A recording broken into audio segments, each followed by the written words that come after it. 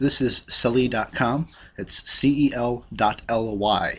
This is a lot like Remind 101. It's a texting option for students, but it has a lot more control and a lot more options for different ways to communicate with students.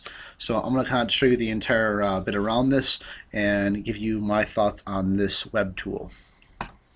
So I'm going to go ahead and log in real quick and show you my account. When you log in, it gets you a couple of really simple options to work with, and when you're in the actual website, after making an account and so on, you can use your cell phone number to actually make an account with. You can make it through your Facebook, through Twitter, or email as well, as you can see here. And when you're in here, it gives you a default Celly news one you're a part of to give them kind of updates to what you have. I have a new one here I just made for my engineering club. But to show you how this stuff works, I'm going to make a new cell here with you and show you how it works. So I'll go ahead and make a new cell. And a cell is like your groups, like your classes. So in Remind 101, you make a class, and here it's a cell. So I'm going to make a simple cell for my example and give it a little name. How it works is the same way they text a number with a certain commentary to fill in, have them join in.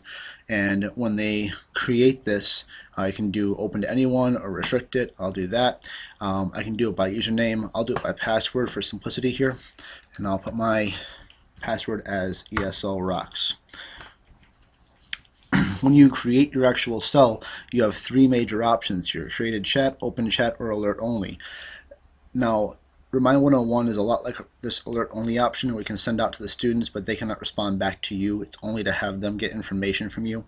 The curated chat is kind of like Twitter and how it operates. You can send out messages to the entire class and they respond back to you, but it only goes back to you privately. So the whole class cannot see what other students say back to you, which is great for feedback from students or giving them some type of short question or even a poll if you want to.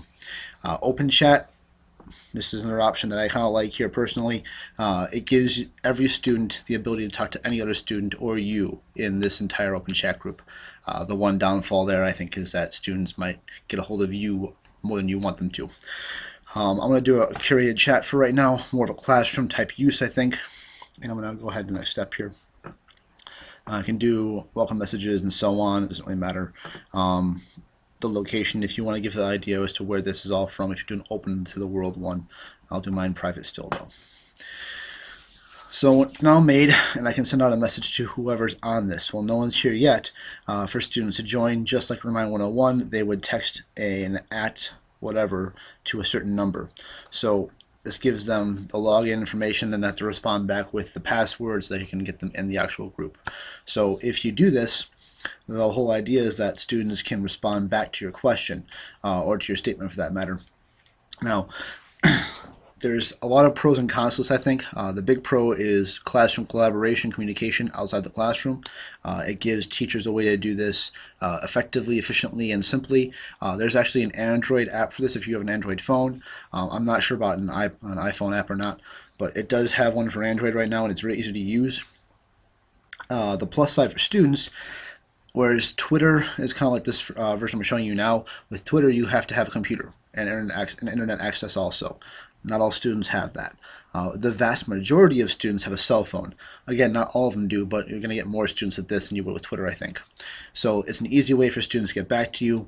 And whereas Remind 101 can't do a response back to you, and we saw another example before, I don't know what it's called before, but there's another website like this one, but it couldn't give you more than one classroom. So you couldn't have that ability to have different classes each year on there. This one you have as many cells as you want. It's all free, nice and easy to work with, and I think it's a great option for students to work with as far as any collaboration. As for an ESL classroom though, I see a lot of possibilities here to assess students. And I looked at the WIDA standards here on listening and reading and speaking and writing also. And if you look at the levels here, this can be used in a wide variety of everything, from level 1 to level 5, but it depends on how you word things and how you apply things. What's cool about the software is that it can do hashtags too. So if I were to hashtag a question with level 1, say hashtag level 1, I could then track every kid and search that hashtag later on and see how they did on level 1 stuff. And I could do a hashtag level 3 and see over the year did they improve and see if they've gotten that level 3 marker or not. Or I can just search that one student out and find each student's information along the way. So you can kind of track things easily that way and have it be concise with just your classroom as well. So we have in this, for example, in the listening and reading options here, I see this being very useful in level 2 especially. Simple sentences, multiple simple sentences, have them read and write back to you. It's not from listening, but from reading at least, and then giving them simple responses back. So it's the same way for when you look at the reading and the speaking and writing. Looking at level 2, phrases or sentences, also grammatical errors and so on, watching for those pieces there. Early levels for sure. Upper levels, it becomes challenging, I think, with the upper level stuff when looking at it being abstract content areas, like up in here.